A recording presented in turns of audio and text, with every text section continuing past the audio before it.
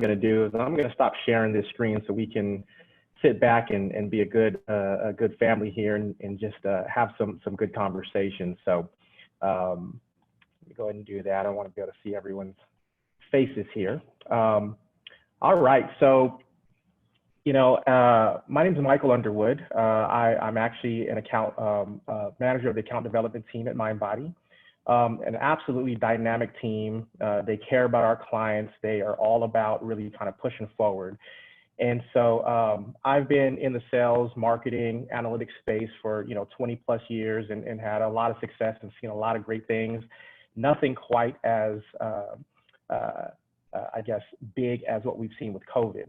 And let me apologize, because if you saw my profile picture when you were registering for this webinar, you see now I have kind of my COVID hair, my COVID beard, right? I went through kind of an ugly stage as I was kind of getting here, but as I came out of that ugly stage, I took a look and I said, you know what, I might be able to make this work. This might stay around for a little bit longer, So first, let me apologize if it was a little shock to you. But it made me think about this webinar today, right? And what COVID has shown us, and it's proven to be a challenge, right, for the entire landscape of salons and spas. And we've been forced into a variety of new capacity standards, staff protection mandates, modes of operations, concerns for customer safety, and it's been a little ugly along the way. But just like my COVID quarantine hair, I think we can make it work. I think we can look really cute when we come out of this whole thing. And so today we're going to hear from our experts on how to keep safety top of mind while we're still focusing on maintaining a healthy profit margins in successful businesses. So let me make this my giant intro and saying welcome to everyone. Good morning, good afternoon, and good evening, no matter where you're at in the world. So let's go ahead and dive in. So to begin, we're going to take a poll. We'd like to open it up for all attendees. And we'd like to know the current status of your salon and spa. So we'll go ahead and get this here. So take some time, go ahead and let us know, are we open? Are we open outside? Or are we currently closed?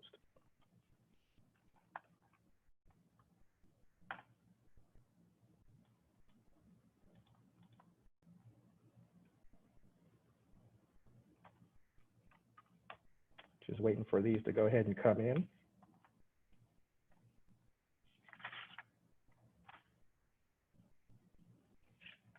All right.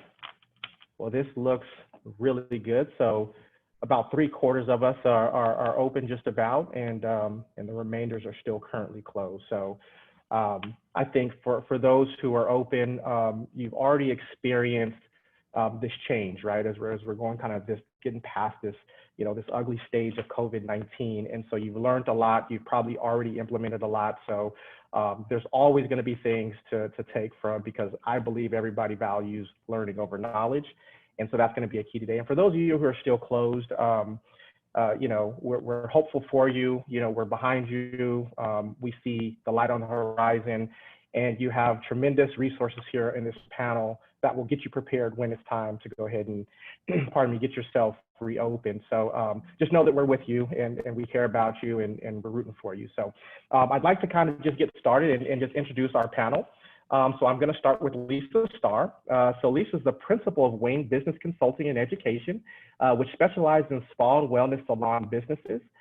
Lisa has over 35 years of experience in the beauty and wellness industry, spending the last 18 as a consultant and educator, helping wellness businesses optimize their operations while providing exceptional experience for their guests.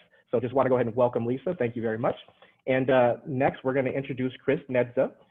Chris is proud to be the new addition of Mindbody team. He started Zzor, a leading software company focused on data analytics and employee engagement, which is recently acquired by Mindbody. So welcome to the team. He's a high energy serial entrepreneur. And I absolutely love that. And the high energy part it can't be understated with Chris. He's emerged as a thought leader in employment engagement in beauty industry, and co-founded the Data Driven Salon Summit in partnership with Modern Salon and Salon Today's parent company, Bobit Media. And next we have Amy Carter. She's CEO of Empowering You Consulting. Amy's goal as a coach are simple: to inspire you to become a better leader, to mold you into a smarter business owner, and help you achieve personal and professional satisfaction. And she's also a business owner. As the owner of Indiana's top salons, Amy knows what it takes to reinvent a business and train a leadership team that's invested in long-term success. She's turned this knowledge into a passion for coaching and consulting. So welcome, panelists. Thank you guys for making the time today. I'm excited for what we're going to do and excited for everyone who's able to kind of be here today. So again, we talked about COVID. I kind of introed that and kind of where we've been and what we've learned and how we implement it. So I want to open it up and maybe Amy, you can start, right? Since you're currently in the business right now, how should businesses be rethinking the role of their retail and product engines? Hi, everybody. Yes, so retail is so critical, to be honest with you, for me as a salon owner right now, more than ever before. So, knowing that clients are worried about coming in and maybe we're not at full capacity like we used to be, to me, like the place is kind of keeping where I can continue having benefits, vacation pay, retirement accounts, all of that has been through our retail. So to me, it's been like our saving grace. And it's the one thing I've asked my team to not forget about. Like it's the one thing we need to focus the most on is selling the retail so we can keep on kind of like our new norm inside of all of this so that they don't feel the impact on the financial side of it. So for me, we constantly are looking at the retail numbers and seeing how can we be driving that every single day. Gotcha. Thank you very much. And that makes perfect sense. Lisa, I want to go to you if you have anything to add, to this question. How should businesses be rethinking their role of their retail and product engines? Oh, you're on mute, Lisa. Muted.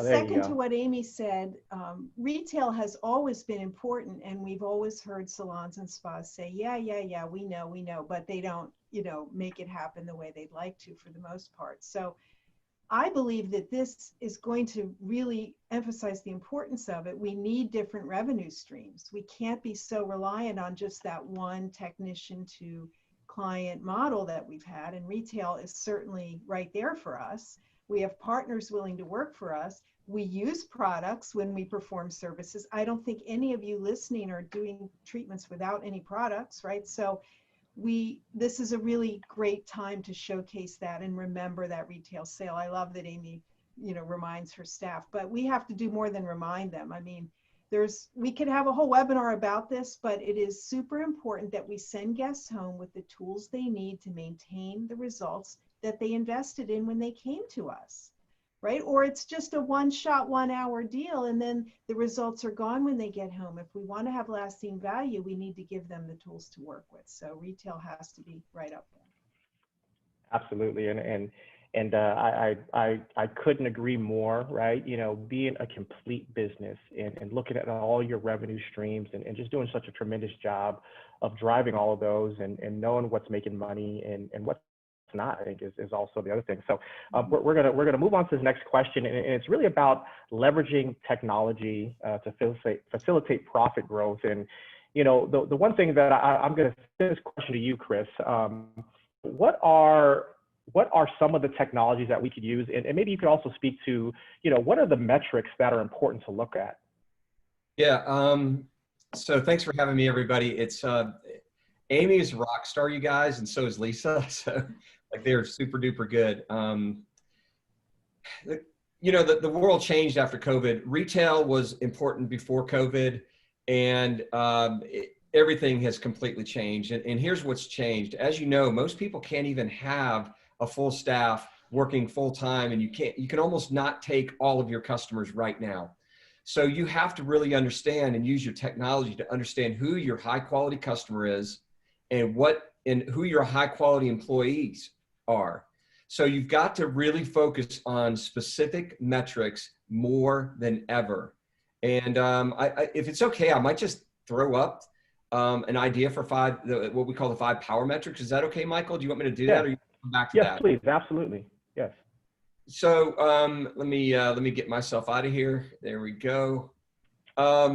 So we came up with 5 power metrics at Zizor. By the way, we are now part of MindBody, and it's the product is called Insights, and it's really driven around using data to inspire the right behaviors. And One of the best practices that I have seen out there from top performing salons and spas, by the way, there are people, believe it or not, who are actually ahead of last year's numbers, if you can believe it. But there's some common practices, and one of them is focusing on the main thing, and the main thing is the main thing, right? And so we came up with these 5 power metrics, and this is what they are. Average ticket. So a high quality customer for you has got to be somebody that has more than one service, that is willing to buy retail, and you know, which is going to drive your average ticket.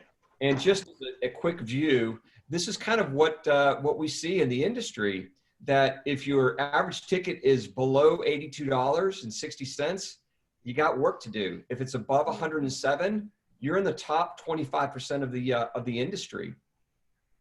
Second one is client count. So what I'm suggesting here is focus on 5 big blocks, big rocks, or big metrics. You know, so the first one is certainly average ticket. The second one's client count. The third one is client retention. A lot of people focus on pre-book and rebook and this and that and the other thing, and those are really good metrics, and I love those metrics. But what you really want is you need to know how often your clients are coming back. Are you retaining them? Certainly pre-book and rebook is one of those metrics that's responsible for that. But the most important metric happens to be client retention. Service guest purchasing retail. Amy, I know you know a lot about this. We picked this up from the Aveda Network, which is a great network. They have some of the top performing salons in the industry. Most of them do a lot.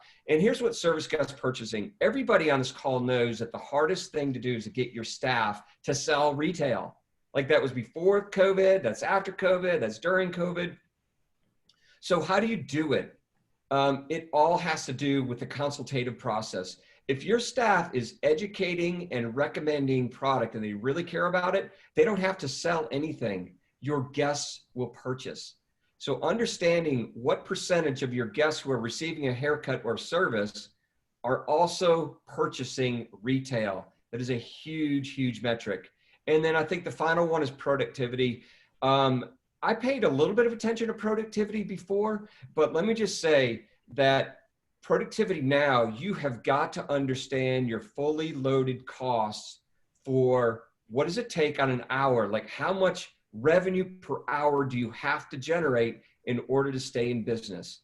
If it takes, if you're doing $55 haircuts and it takes your stylist to do it in an hour, and yet your cost is $75, you're losing money every time you do a haircut.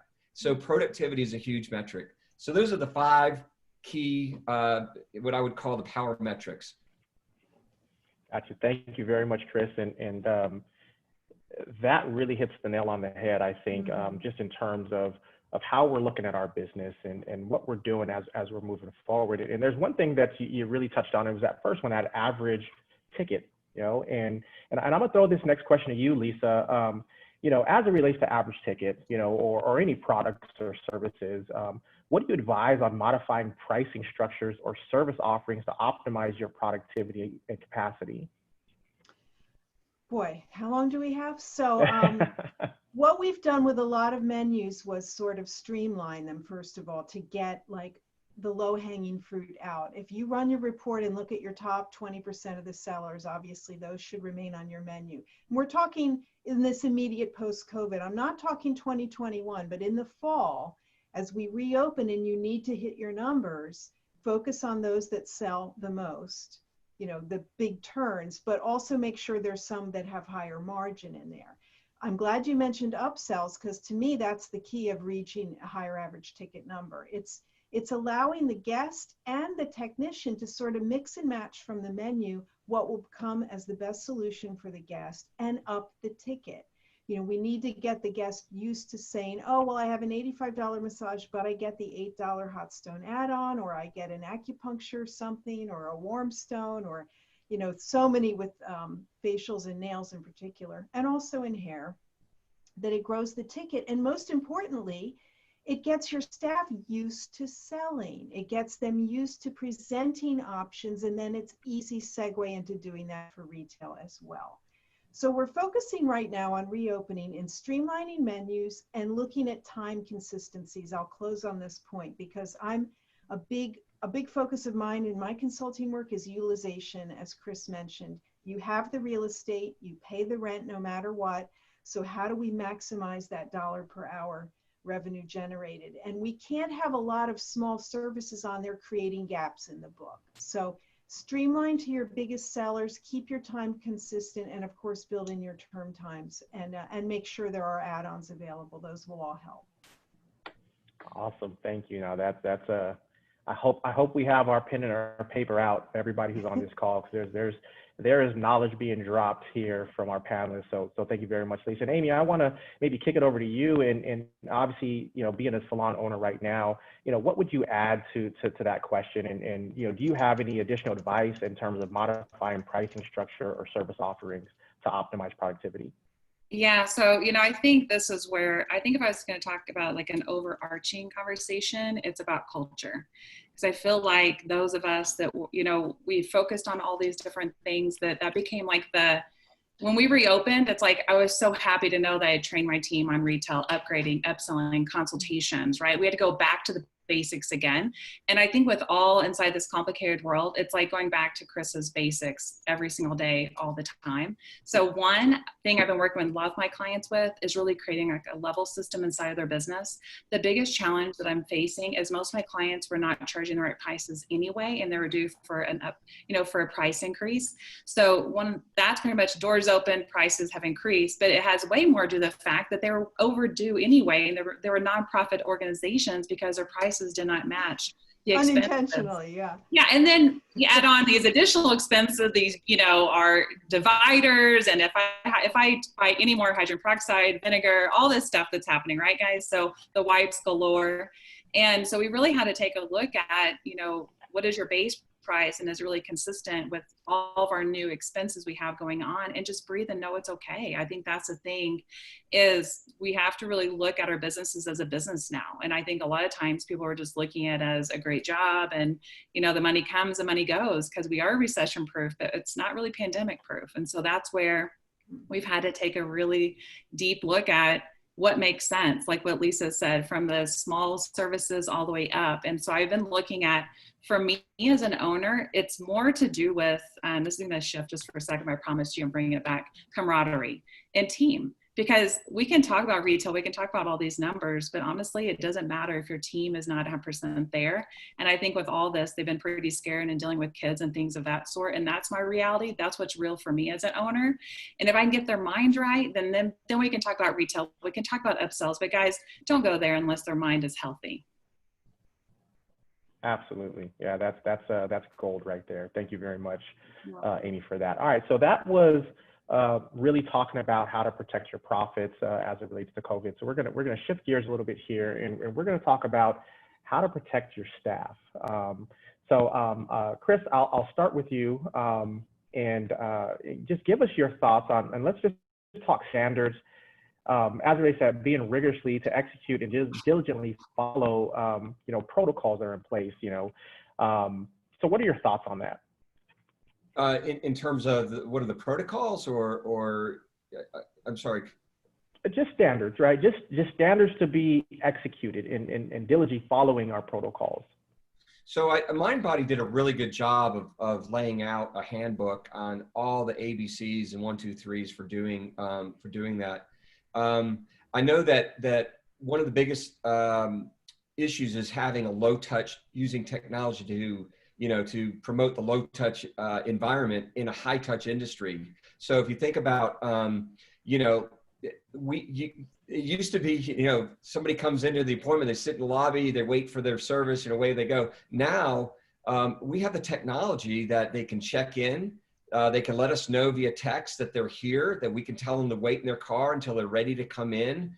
They can come right into they can see the book, the stylist can see their book, or the massage therapist, meaning who's coming in, what services have they already been provided. You can literally, it's now all about focusing on the service when they're there. They can check out before they leave. They can book their next appointment. You can actually pay from your chair. So I think all of those things are really important, that you get them in, provide a great experience, and get them out without a lot of touch, even though we're in a high touch industry. Absolutely. Amy, do you have anything that you add on to that, just in terms of talking standards that have to be rigorously executed?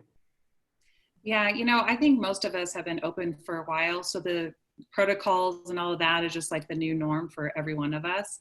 I would say if there's anything that I would recommend for every single person on here, is not to get lax. Like, do not, feel like, oh, well, I don't have to do that because of whatever, like it needs to be the new standards for all of us. And to keep on, like, for me, I bonus my front desk because they are cleaning every 30 minutes and wiping things down. You do it 100%, girlfriend, I'm bonusing you. So there's just some things that I feel like as an owner, I just want my employees to be 100%, and I acknowledge them all the freaking time, because I'm so proud of the fact that they wipe down that shampoo bowl, they're doing the thing, their protocols.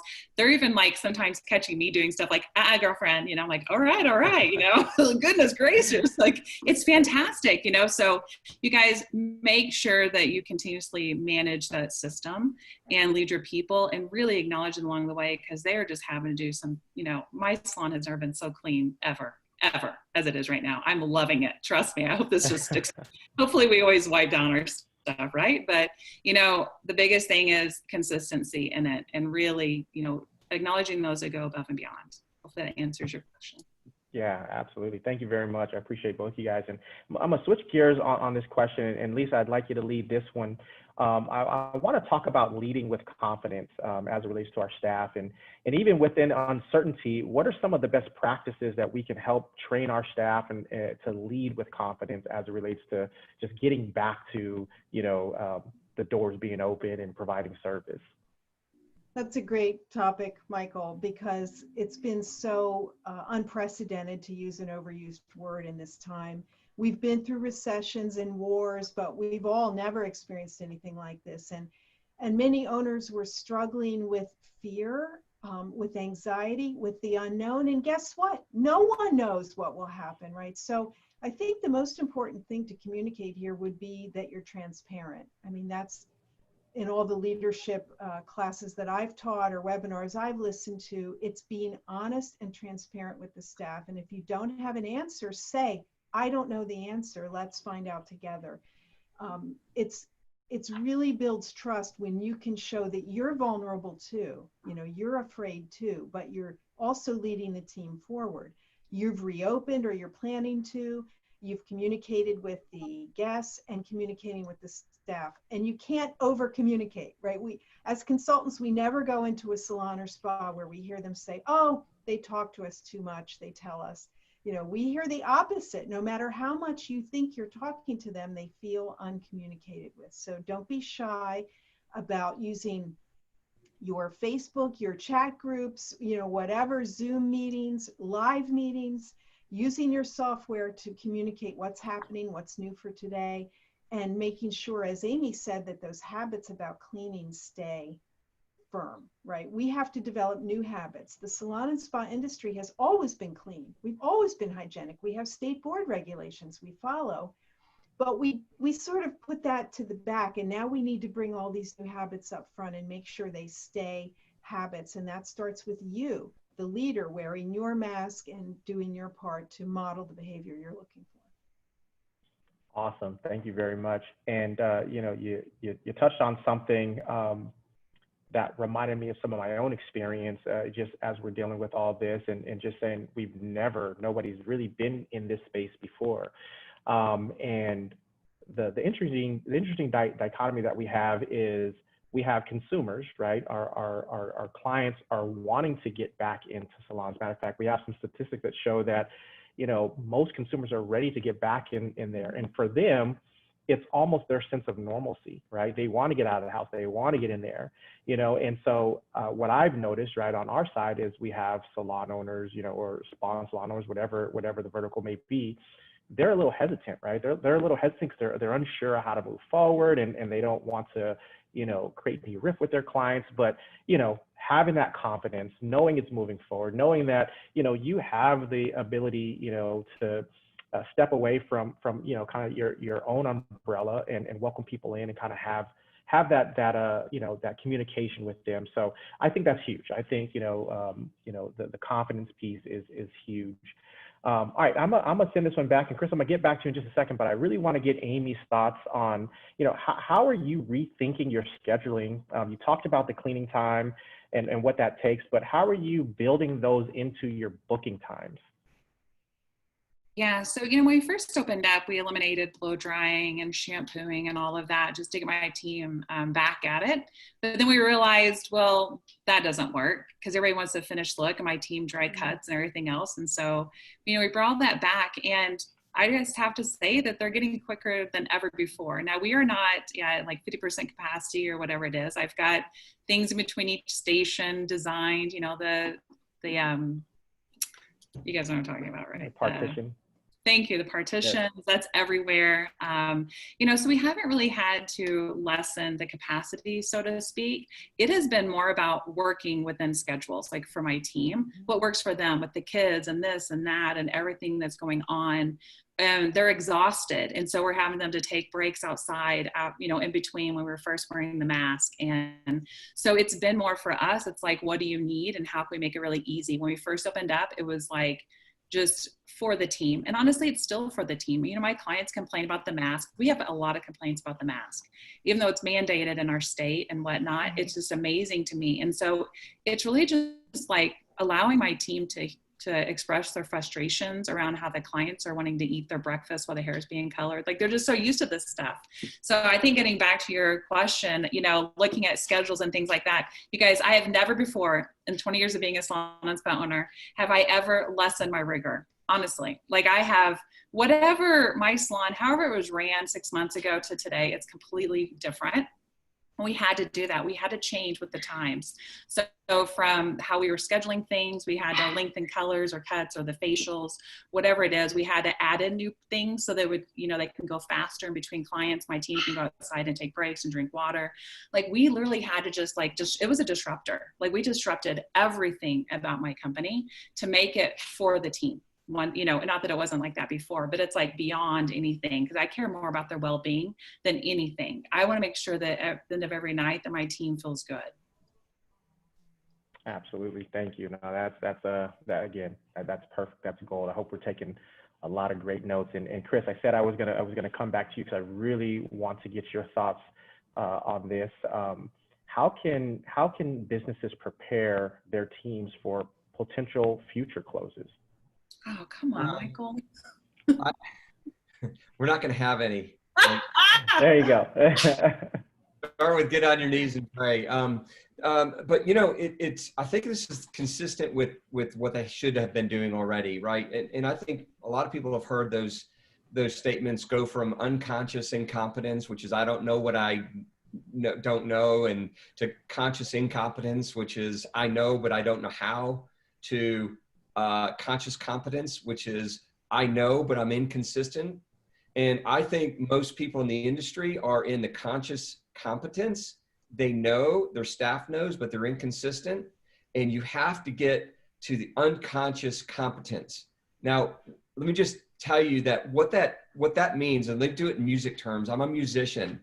When I'm playing a song, they say that amateurs practice so they don't make a mistake.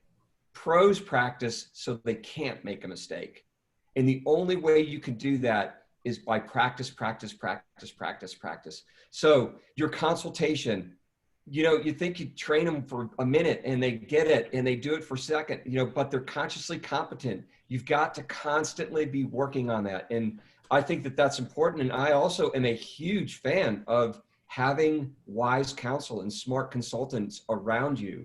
There isn't a professional golfer or professional baseball player or professional basketball player who doesn't have a coach. And so you should have a coach that leads you to that unconscious competence. And I think that's how you prepare for what's coming. My son says to me, he goes, Dad, if you stay ready, you don't need to get ready. And I think that that's absolutely true. Oh, thank you very much. Lisa, would you like to add anything to that? And I'm gonna recap what Chris is saying. Be the driver, not the passenger, right? So what would you say in that regards? What did we learn from what we've been through that can prepare us for something that may happen tomorrow or 10 years from now? Well, we've all of us listening have seen the accelerated pace of change as life goes on now. You know, I'm a boomer and things are just getting faster and faster. And this was a real wake-up call because, wow, I mean, in early March, we were grappling with the idea of not being able to go somewhere. I travel constantly. I'm at the airport every week, and just the idea that that would all stop would have never occurred to me. So what I think is, like, we've said, wow, okay, we need to be really ready for change, and we need to make sure our businesses are in good shape. Much like every other big event we've seen, 2008, 2001 Gulf War, et cetera, we have to have businesses that are strong financially to weather the storm. If you go in weak, it's very difficult to survive. And COVID will end, but there will be something else. I mean, they're already saying it's a wonder there haven't been more pandemics, God forbid. So I don't know, I can't predict the future, but I can say we have learned how to do more with less, how to streamline operations, and how to be more effective leaders of our people through this time. And we need to make sure we keep that on. You know, we're not going back to what we had, right? There's a new normal. We're moving forward, we're falling forward, and we just need to keep that pace up of being open to change and making sure that we are running our businesses as tight as possible. That's good. I love it. Thank you very much, both you guys, for that. And I want to move on to how we protect our clients. But before we do that, Amy, I see a couple questions here in the Q&A that are pretty similar, and I want to throw it back to you. And the basis of this is really how do we manage clients who are either taking a political stance or they're just, you know, unwilling to wear their mask? How do we manage through some of those challenges as we are working our best to be safe, to protect our own staff, but we have clients who have a different opinion on what they should be doing when they're inside of your business? Yeah, that's a great question. You know, we had a client walk out the other day because she didn't want to cover her nose. Well, you know, unfortunately, it's got to be all covered, right? Mm-hmm. And so our stance from day one has been this. There's a salon across the street, go to it. If you don't want to wear your mask, if you don't want to sign the waiver, if you want to do whatever, anywhere but here. Because I am so committed, you guys, you have no idea, to the safety of my team and the safety of my clients around. So to those that don't want to wear masks, they don't want to sanitize or wash their hands or do whatever they're supposed to do before they enter the doors, then we are no longer the salon for you. And I really am okay with that. Like, I'm fine. You know, Chris did his stats, and I've got enough clients. I have enough average tickets. I have all of that. You guys, you have to really believe in your values, whatever your values is of your business. Because when I hired my team back on a couple months ago, I said, you have to be this tall to ride this ride. You have to be willing to do a 5-star experience inside of the cleaning. If you're not willing to do that, don't come back. And it's the same thing for my clients. Like, it's not, we can't mess around right now. We will get shut down again. I'm not willing to do that. I'm not willing to risk an employee's health because a client, please, there's no $100 in the world that's worth getting the whole team upset or the client next to them upset. So, you know, be committed to your values, be committed to what you guys stand for, and know it's okay, from love, like completely from love, right? We're not coming up and going, girlfriend, get your mask on. No, it's like, you know, we really need to be wearing your mask. And if they're upset, it's unfortunate, it is mandated. We are a hair salon, we're a spa. We have to do these things. So I would just say, guys, stick with you. Do you, and do the best you can inside those 4 walls. And don't worry about what other salons, what other businesses are doing, but do the absolute best of you. When we reopened, we did everything times, like, way, you know, there's a scale, right? We're at the very end of the scale of, we did it all, you know, to the best, like 100%. We left nothing on the table when it came to our protocols. And we're still there. Even though we went to different stages, as a state, we kept them all, which thank God, considering they were going up and down. But you guys, just be willing to stay committed to what is true to you. So every night as an owner, I lay my head on the pillow and I say, did we do our best? Did we do what we can through this whole thing? And when the pandemic is over, by God, I'm gonna be so excited. But I'm also gonna say, we did it. We stuck with what our standards were, and my team did it as well.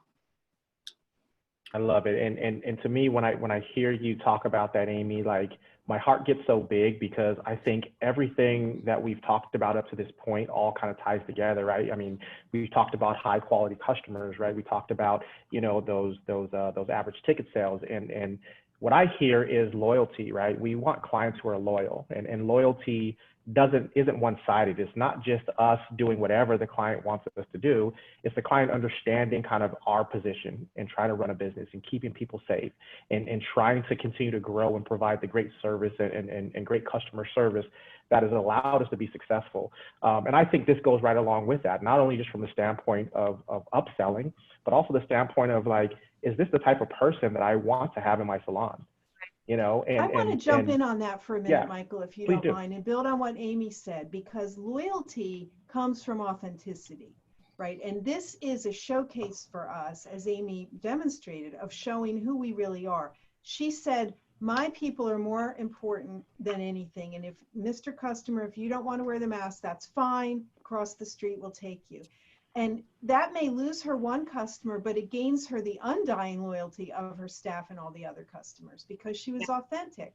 She said what she meant and she walked her walk. And that, I think, is what really helps to grow the business. We have this great business where we touch people physically, mentally, spiritually, in half-hour increments. We have this great opportunity. And we need to be real about it and not just going through the protocol. Of course, we follow the protocol and before COVID, and we keep clean and we do the standards, but we also have to recognize the fear that people have now. Most of us don't have loved ones with COVID, or we may not even know people with it, but guess what? In a week or two, you probably will. It's starting to catch on. And you realize how easy it is to get it. And then, yes, you need to wear your mask and wash your hands. It's a simple thing. Look at the other countries. We need to do what they do. Absolutely. Yeah. Thank you for jumping in, Lisa. I think nail on the head there. So thank you both. And all right, so we're gonna shift over to how to protect our clients. I want to make sure that we're cognizant of time. And Chris, you early on, you talked about the low touch journey. You talked about, some of the things that Mindbody has implemented and provided as guides that allow, our salon businesses to protect not only their staff, but as well as their clients. And so, I want to, take that and kind of jump into, how do we convey and communicate to our customers, most effectively about new standards, protocols, procedures, and what are some specific forms of communication that they can use? So, like we're in the world of text messaging, and one thing I learned about when I came onto the Mindbody team was this technology called Bowtie, and it's the technology that gives you the ability to literally have a communication with your client, to answer, to guide, to lead them. And it's artificial intelligence. The technology enables you to send the forms to the pre-receiving form, if you will. You can do consultations ahead of time. There's so much stuff like that I believe keeps the staff and keeps the client safe. So yeah. I'm super stoked about where they're going with. It just changed the rules of the game. COVID really did. And it's forced technology companies to think differently. Whereas we're looking for the shiny penny, now the shiny penny is doing the basics really well and taking all touch out if possible so we can do touch where it's necessary. Absolutely. Amy, I want to send that same question over to you, just in regards to, how do we convey and communicate to our customers most effectively on any changes in standards, procedures, protocols, and what are some communications that you've used that have allowed you to do that? Yeah, so, we updated our website on our Facebook. It's got the, at the very top of the Facebook page of the company. We send out emails all at the beginning, and every time somebody books an appointment, to make sure and look at our safety protocols. Now, there was just some things that we did at the beginning that did not work well for us, and we just had to bring it back, guys. Like cash, I'm sorry, we have to touch cash. Like trying to get clients to tip without cash, it was the strangest stuff. So I think there's a lot. The technology did really great for us, from the texting, wait in your car. We have the whole thing going on. We did it all, okay? But then there was just some stuff. It's like our customers were we've trained them such a certain way. And so they struggled with some of it. And I had to look at and go, okay, like, is this going to be the deal breaker inside of safety? Yes or no? And if it's a no, we went ahead and just started bringing back tips on like cash and things like that.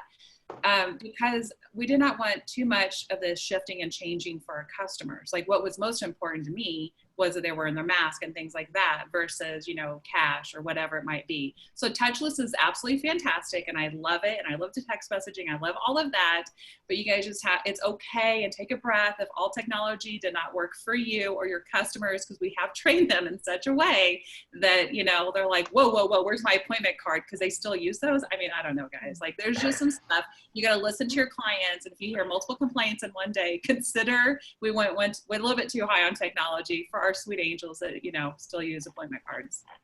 We say in the South, we say, bless their heart. Yes. And it's okay. Like, I was like, wow, my clients are really behind schedule, like behind times. I'm like, Amy, let it go. Like, if they want an appointment card, give them a damn appointment card. Like, it's fine. So you guys listening to this, please breathe. It's okay if it all didn't work out for you. It will eventually. They will catch on. Yeah, and you know, I think that's perfect, and both of you guys, you're right. So the technology has done a lot of really great things for us, but there's other things we've had to kind of figure out as we've gone along, and so that's great. And I'll say, you know, the one other thing that we have, at least on the Booker Mindbody side, is our marketing suite, and it's fully integrated, meaning, you know, it knows everything about your clients that you have within the system, and you can use that as a great tool to communicate anything you need. You can segment out your clients, so that's another really awesome game changer that we have in place. All right, so Lisa, I want to kind of stay on topic a little bit, and I want those questions to you from a consulting standpoint, and what you've coached your clients on is, how do you convey safety standards through your brand messaging, and what's said on rethinking your marketing materials, imagery, communication tone, and with a new focus on safety and kind of this new procedures that we're in. So I think one thing we need to think about is that some of this will be permanent and some will not. I don't think you need to rewrite every manual that you've got. We're in a time frame now, I'm going to say till early spring, when like things are going to be done a certain way. And you do need to communicate that you're observing safety rules. Now, you might feel like it's redundant because everyone is, and yet I myself tried to go bowling the other day, and I went to the bowling alley website and they had no notice up about what they're doing, and you're like, okay, so say it anyway. Here's what we're doing. Wearing masks, gloves, sanitizing every 12 seconds, electrostatic, magnetic, what all the things you're doing, say it on your website, have a COVID notice, have it on your Facebook page, have it in your confirmation. You know, when you book through Booker and they get the confirmation notification, you can put it in here, a link. You can put links in there that say, please go here to read our COVID standards. Please be prepared to observe those, of course. So we make sure every client comes prepared in whatever way that is. I had one consulting client want them to take their shoes off at the door and put different shoes on.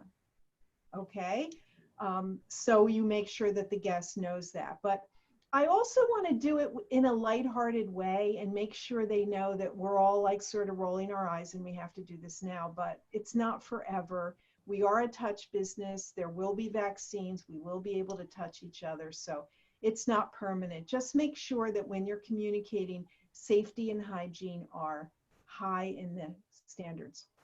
Last point, I'm doing a survey with one of my clients who we've gone into Marketing Suite. We've looked at all the clients who've been in since she reopened, and we're sending them a survey to rate us on hygiene on a scale of 1 to 5. And we're going to use those results in social media to promote for the people who are not the pioneers, who have been afraid to come back yet. So do collect data on how you're doing. Do ask, did you feel safe? You know, did we make you feel protected for your time with us? Awesome. Thank you guys very much. So we're going to get ready to wrap it up, and I'm going to ask a question to the panel. But before I do, I want to end on you guys. So the one message I would like to send to everyone who's participating in this webinar is, you know, I encourage you to face challenges with grit and optimism. You know, when you get knocked down, you get back up and you put your hands up and you're ready to keep fighting forward.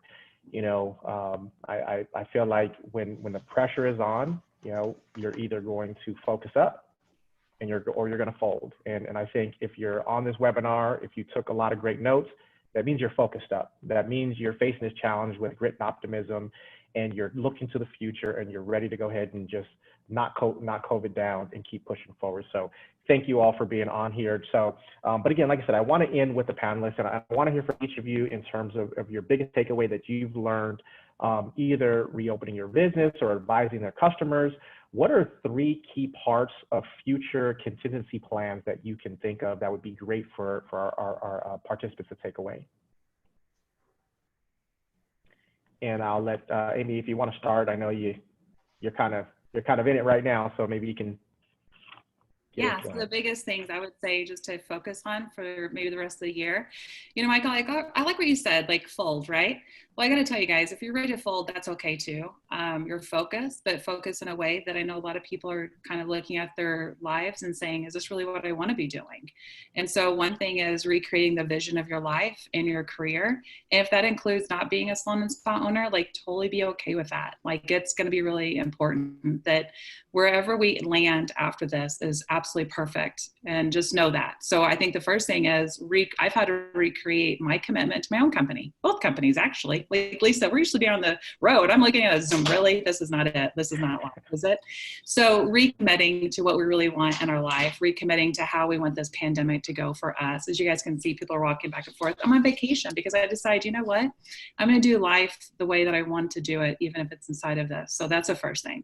The second thing is your team. Without your team, you have absolutely zero business, at least for me as a non-technician owner. So look at them and see what do you need to do differently to have the rest of the year be really strong, and that they are all connected in to you, them, the customers. They care about retail, they care about upselling, like there's a new commitment for them, you know. And the third thing is, I would really say, is our well-being. I think it's most stressed. I've never worked so hard for such little money my whole life.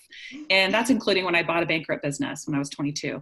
So, you know, for me, it's like really for myself, I'm putting a lot of pictures of vacation on Facebook. So I want everybody to get FOMO. So everybody goes on vacation, because I think that there's a burnout that's happening for my owners because they have worked so hard and they go to bed every night with more stress than ever before.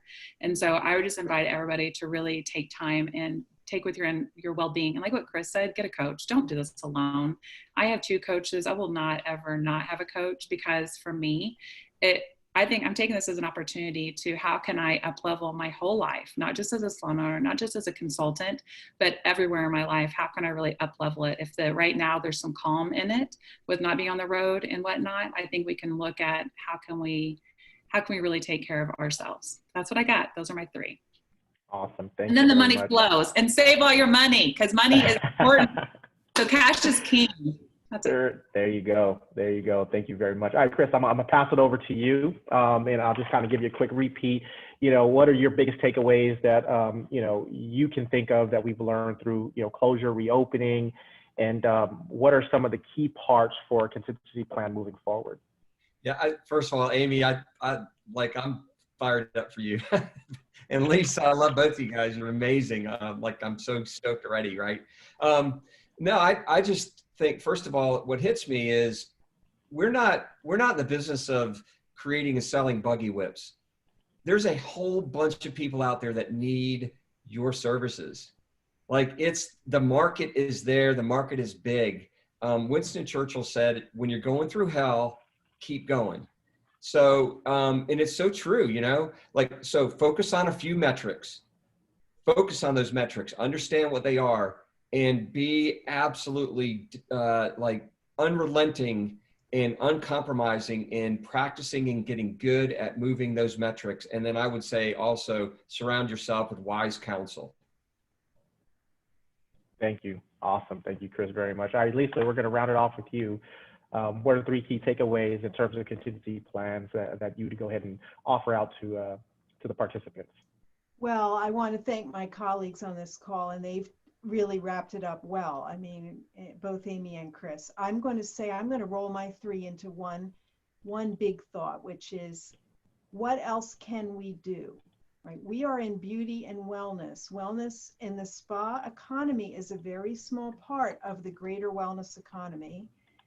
what else could we be doing that is non-contact, that's maybe class-based, that's outside, that's different? I think we need to rethink our model. I've thought this for a while, and I think that this situation has shown us that we can't just go back to doing the same old thing. What other services can you offer, and what can you do differently in the future so that should this happen again, you have other options out there? I'm talking, you know, cryotherapy and meditation gardens outside, and not just massages and facials and haircuts.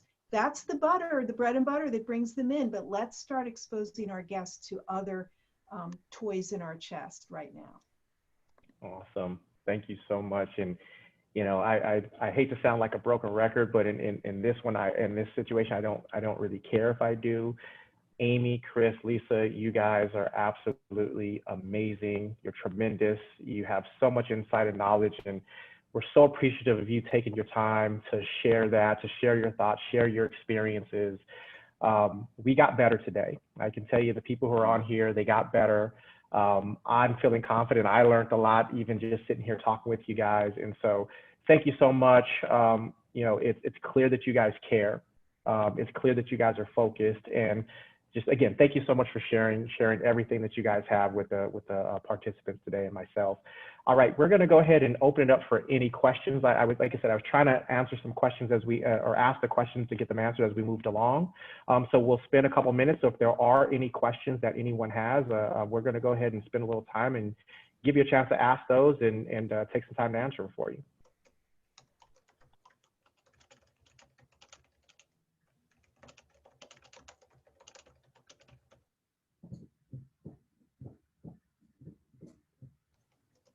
No questions? That's stunning. I think you guys are far more amazing than you've given yourself credit for, you know, so, well, all right. Well, I guess this will go unconcluded. If there aren't any questions, again, we just want to thank all the participants for taking time out of their day to be on here. For those who are already opened, continue to push forward.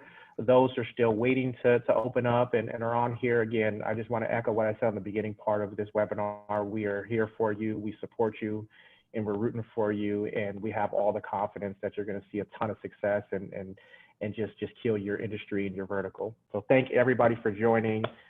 It was amazing. I had a blast. Yes, thank you for having us. It was great. I was like loving it. Michael, you're beautiful soul. Thank you. Great job, Michael, and thank you for having us. It was a pleasure. Yeah. Appreciate you all. Yeah, thank you all so much.